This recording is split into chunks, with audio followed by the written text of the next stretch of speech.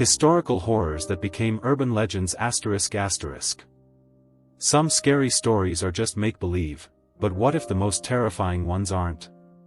What if the tales you were told around the campfire, the legends that kept you up at night, were actually echoes of real-life tragedies? These urban legends aren't just stories, they're rooted in shocking truths. From a babysitter's worst nightmare to a boogeyman who held an entire city hostage with the power of jazz, today we're investigating the disturbing true events that evolved into the legends that still haunt us. Story 1, The Babysitter and the Man Upstairs ***. You've probably heard this one. A teenage girl is babysitting for the night. The kids are asleep, the house is quiet, and then the phone rings. A menacing voice asks a simple, terrifying question: "Have you checked the children?" The babysitter, thinking it's a sick prank, hangs up. But the calls keep coming, each one more frightening than the last. Panicked, she calls the police, who agree to trace the call. He phones again, and she keeps him on the line just long enough. When the police call back, their voice is filled with terror. They scream, the calls are coming from inside the house. This legend isn't just a story, it's chillingly connected to a tragic, unsolved murder from 1950. On the cold night of March 18, in Columbia, Missouri, 13-year-old Janet Christman was babysitting for the Romick family to earn money for a new Easter suit. Sometime during the night, a frantic phone call was made to the local police. The operator only heard desperate screams before the line went dead.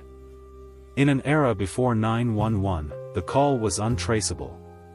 When the Romicks returned home after 1:30 a.m., they found a side window broken, the phone off the hook, and young Janet Christman murdered in the living room.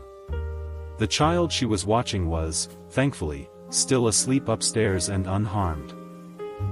Police determined the window was likely broken from the inside, and because the front door was unlocked, they believed Janet had let her attacker in, meaning it was probably someone she knew. Though a prime suspect was identified, the case was mishandled, and no one was ever charged. Janet Christman's murder remains officially unsolved, a real-life horror that bled into our collective consciousness and helped create one of the most enduring urban legends of all time. Story 2, The Axeman of New Orleans ***. Imagine a city so paralyzed by fear that its only defense against a madman is to play music. This wasn't a movie plot, it was reality for New Orleans between May 1918 and October 1919. During this time, a shadowy figure known as the Axeman terrorized the city. His method was brutally consistent: he'd chisel out a panel on a home's back door, sneak inside, and attack the sleeping inhabitants with an axe, often one that belonged to the victims themselves. The attacks were vicious, and the motive was a mystery. Robbery was never the goal, as valuables were always left behind. The Axeman's primary targets were Italian-American grocers, leading to theories of ethnic hatred or mafia involvement, though no evidence ever supported this. The city was gripped by panic. Then, on March 13, 1919, the legend was cemented when a bizarre letter, claiming to be from the killer, arrived at the Times-Picayune newspaper. It began with the chilling words, "Esteemed mortal. I am not a human being, but a spirit and a demon from the hottest hell. I am what you Orleanians and your foolish police call the Axeman." The letter made a strange proposition.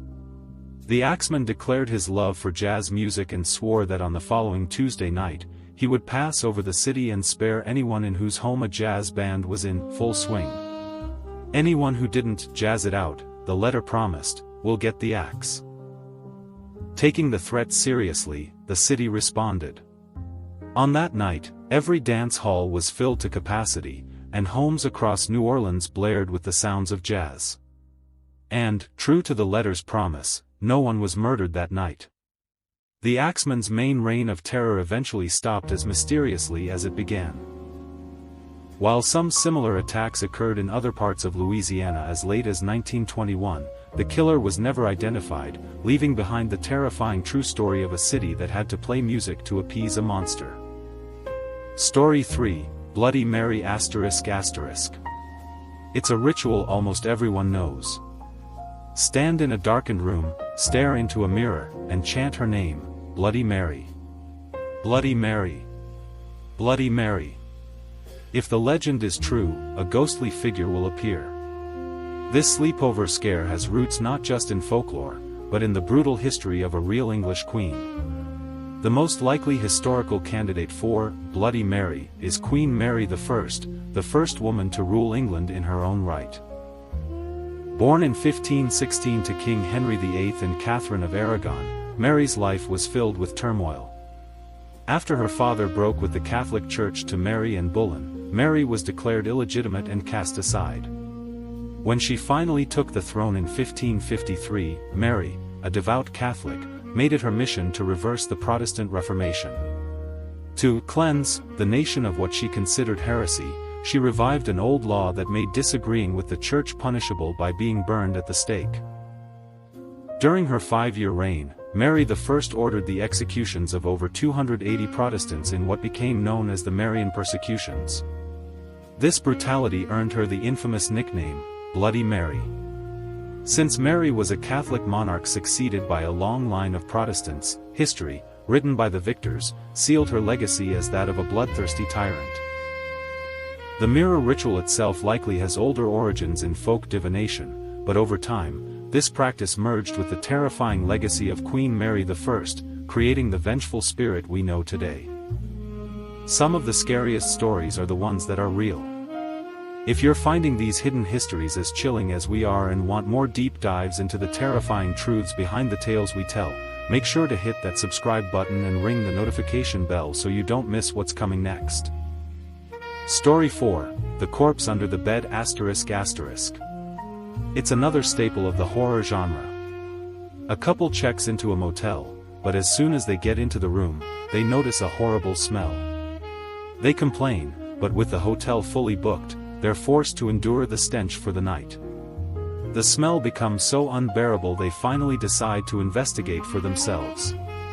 They flip the mattress and discover the source, a dead body, hidden inside the box spring. It sounds like a tale crafted to make you check under your hotel bed for the rest of your life.